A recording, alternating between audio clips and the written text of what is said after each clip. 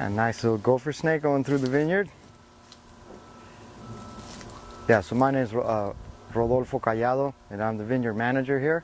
I actually work for Mesa Vineyard Management, and we were actually managing this vineyard before Ken bought it. It was owned by Mondavi, and Mesa was managing the vineyard here for him, and since Ken bought it, we have a continued management for him. It's a small vineyard, just a 3.5 acre.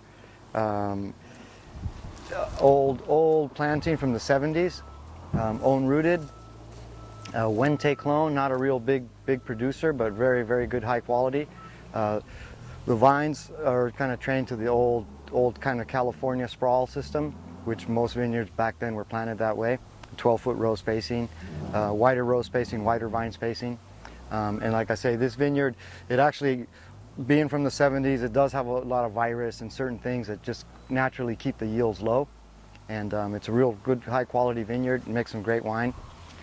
Climate here is ideal in the canyon here. Being in this little canyon, actually, this vineyard actually doesn't even have frost protection, and it tends to, we get a little frost burn now and then, but for the most part it stays frost free here, which is ideal. Nice start. Hey, Ken Volk here, Kenneth Volk Vineyards, Santa Maria Valley. Today we're picking our estate Chardonnay, and it's October 9th, 2009. This is some Wente clone Chardonnay off our estate that is really tiny little berries. Wente clone's really one of my favorite selections of Chardonnay because you get such incredible skin to juice ratio with it. Little tiny berries, really seedless. So if you can kind of get it, this is basically Sensimilla Chardonnay, and really looking forward to seeing how this wine turns out. You know, it's been a long growing season. We've had a lot of heat this year, but in this particular season we've been waiting for the acid to come down rather than the sugar to come up. And so here we are in October picking Chardonnay. But it's really some beautiful stuff, and I look forward to seeing what this does in the barrel. Right behind me at the winery, and we're going to whole cluster press it. Chardonnay I don't like to crush. I like to take it as whole bins and dump these directly into the press, which we'll show you in a little bit, which tends to make reduce our amount of solids that we produce, and the amount of it really it tends to capture all the good things in the fruit without getting too much of the phenolics from the skins. And Wente clone Chardonnay, because of its very small berry size, tends to be somewhat phenolic. By whole cluster pressing it, we're really able to play that down and capture what we want and fraction out what we don't want. A few larger berries you see on some of these clusters are ones that actually did have full pollination. But I always call this kind of the Sensimilla Chardonnay, and it is definitely the kind. Good stuff. But in all seriousness, this really makes some of the best Chardonnay that we bring into the winery. The fruit that we've got here, it's been kind of a funny growing season. You know, in 2009, we've had a lot of heat in July and August and September, and what we've really been waiting to bring this fruit off for is waiting for the acid to come down. We have such low pH and such high total acidity here that we're been waiting for the acid to get a little bit more in balance. I like the crispness of acidity in Chardonnay, and I like to preserve that, but I don't like it so acidic that I have to go 100% malolactic fermentation, because I like that nice crisp pip and apple character that you get out of this fruit, and I'm anticipating this to be fairly intense Chardonnay, just by the skin to juice ratio that you were kind of witnessing that we had here. Okay, back out of the field. Sal here is going to be dumping this bin of Chardonnay into our bladder press here, and take it away, Sal.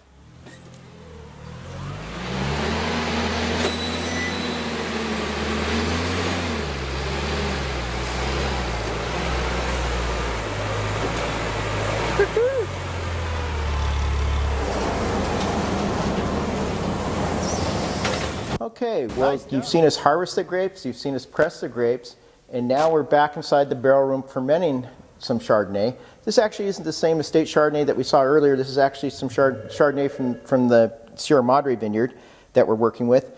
And you'll probably hear a little hissing taking place, and that's not a whole bunch of pythons or vipers. That's actually the gas escaping from these barrels, which we'll take a look at a little bit later. But on these barrels during fermentation, we come in with cold settled Chardonnay juice. We fill it to approximately 45 gallons. And this racking system we have here is a kind of a unique system. It's called the Oxo System, where every barrel has roller wheels underneath each barrel for turning it in place. And for white wines that you're looking for least contact on, it's the greatest thing since sliced bread. But currently on these barrels, we have these what we call fermentation bungs, and the fermentation bungs allow us to the gas to escape from the barrel, the CO2 during fermentation to escape, but to basically keep fruit flies and other things from getting back into the barrel. I'm going to remove the fermentation bung on this barrel right here, and I'm actually going to replace it with a solid silicone bung to allow us to turn it in place. And here we go. And I get that in tight because we don't want it to blow up on us.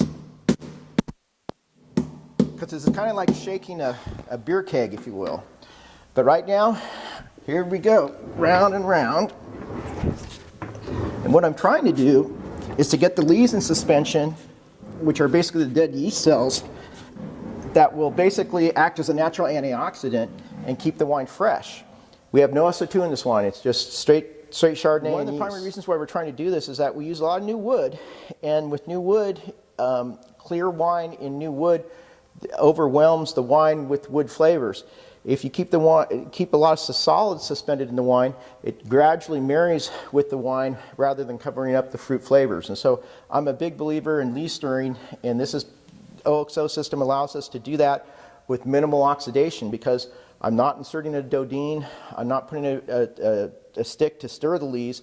I'm essentially putting a solid bung in and allowing me to spin it in place. What I'm showing you today is just some of the racking system that we use here at the winery, which is somewhat unique. It's a proprietary barrel rack system that is called the Oxo System, and it's fabricated by Barton Cooperage in Bordeaux. This won the Grand Award of Excellence at Vin Expo in 2002. When I saw it there, I said, gosh, this is really a great way for lee stirring of Chardonnay. And in the case of the barrels that we have here, or racking system we have here, every barrel has roller wheels under it. So we can basically roll the barrels in place for getting the lees in suspension. These wines have just recently been filled, so I'm not about to spin this, otherwise we'd have a huge mess in our hands. It'd be like shaking up a beer can or a soda can at this point. But if you listen, you can hear a lot of hissing taking place, and that hissing is basically the CO2 escaping from the fermentation bungs. Fermentation bungs are somewhat like a mask, a scuba mask that you use for purging water out of your glass, out of your mask, pardon me, if I can say that.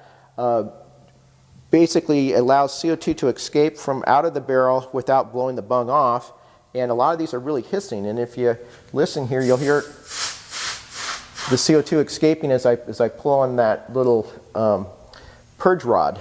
But this is a great system for white wine production. We come in with cold settled juice, fill the barrel with approximately 45 gallons of juice, come back in and inoculate with our chosen yeast strains. And what I'd like to do is use a number of different yeast strains for each lot of fruit that we work with and build a certain amount of complexity into the wine. I'll use a combination. In this case, I used AAB Chardonnay, which is has really nice mouthfeel texture to it. I used some T306, which is an Aussie grape from the Tyrol winery in Hunter Valley. It tends to have really high-toned fruit, really plays up the citrus. This wine basically tends to give mid-mouth character. We also use a little Montrachet, which tends to play up a little bit more of the minerality in the wine. But we use a variety of different cooperages. In this case, we have some Hungarian oak from Demptos Cooperage. The wood's actually sourced in Hungary and coopered in Hungary. And we have some Francois Frere, basically Bertrange barrels. We have some World Cooperage. We use a variety of different things. We have some Troy Dupli, medium plus toast. We're trying to kind of mix it up. But the beauty of this system is that we can minimize the oxidation taking place in the wine by stirring the barrels in place on a regular basis, because once fermentation ends, the yeast die and they fall to the bottom of the barrel. And what we like to try and do is spin the barrels on a regular basis to keep those yeast cells up in suspension. It does a couple of different things. It acts as kind of a buffer between rapid pickup of oak. If you have clear wine in newer wood, it tends to pick up the oak very aggressively and kind of covers up the fruit. With this system, we're able to basically moderate the oak pickup in the wine and allow a better blending or marrying of the oak and the fruit flavors. This system Also, by keeping the lees in suspension, it acts as a natural antioxidant. It basically scrubs the barrel of oxygen coming into the wine, tends to keep the wine very fresh. And we minimize our potential for cross-contamination because we never have to insert a dodine for lee stirring. And it's a really great system for Chardonnay. I love it for Chardonnay. You can use it for just a storage racking system, which we do for some red wines.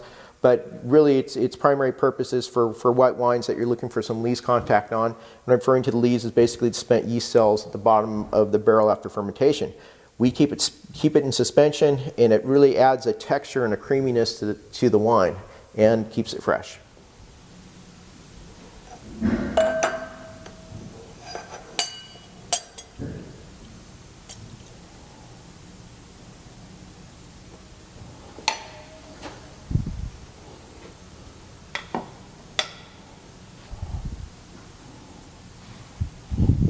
Well, here we are. This I'm kind of showing a pre-stirring, and you can see the solids in this glass. They're still solids as wine because this was just barreled down on the 22nd of September, and we're talking today on the 11th of October. But this wine is essentially, for the most part, fermented most of its sugar into alcohol, and we have this pre-spun and this after spinning. You can see how much more milkier the post spinning much is. More dramatic if this wine hadn't just finished fermentation. It would be a little bit more clear than what we are seeing right now, this differential. But it does make a big difference in the texture of the wine. Having those solids in suspension throughout most of the life of the wine really adds a creamy texture quality to our Chardonnays that are fermented in the Oxo system.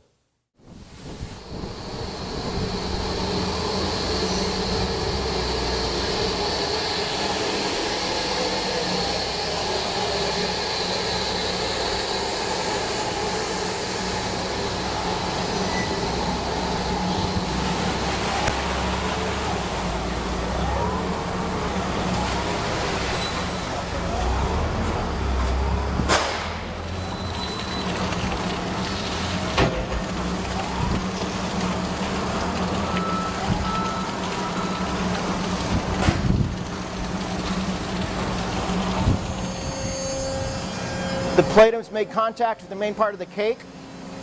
Flow's increased into the juice pan. These little white specks you see here, this is actually rice hulls. We use some organic rice hulls as a press aid to help create a channel by which the juice to exit the main part of the center of the pressed cake to the exterior. And so at this point we just periodically turn on and off the hydraulics to the ram in order to drain the press. And right now I've got it in a neutral position, and I'll give it a little goose.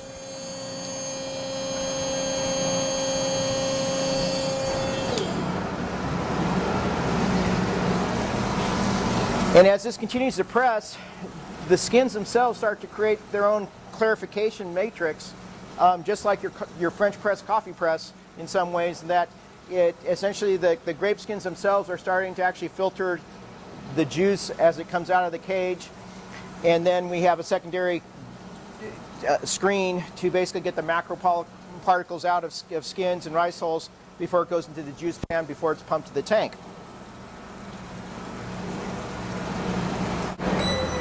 Looking good, Sal.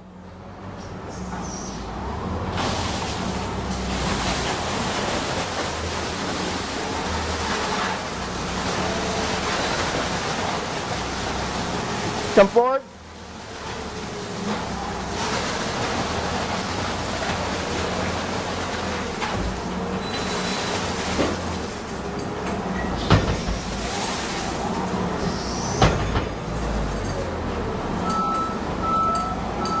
That's great, Sal. Okay, right now Jordan's pumping over some Mourvedre from the Enns Vineyard up in Limekiln Valley. And pumping over, what that means is that we're sucking the juice out with a pump at the bottom and spraying the wine on top of the juice to get the skins wet up on top and to mix it all up, to get some of the skins that were on the top to go down and be submerged, because most of your flavor is coming off of those skins. And it's an open top tank that he's working on there, which is nice because it blows off a certain amount of the alcohol by being open to the atmosphere, then trapping that alcohol in an enclosed tank. But we've got a lot of whole clusters in there, and that's really pretty fruit. The diaphragm pump, and this is a little air diaphragm pump that we've been sucking the juice out of that red fermenter of Zinfandel. And basically it's all air powered. It's a very gentle press. I shouldn't say press, very gentle pump. But you can hear it, it's basically moving a little bit faster here because we're basically running out of wine, so it's retracting at a much faster pace. But little air diaphragm, also known as sneezy. So this is the other side of the operation. This is basically where the Zinfandel juice coming out of that fermenter is being pumped into. And essentially we're going into the bottom valve here, and you can hear a little bit of discharge of the air escaping from the air diaphragm pump as we get that last bit of juice out of that bin before getting ready to press it.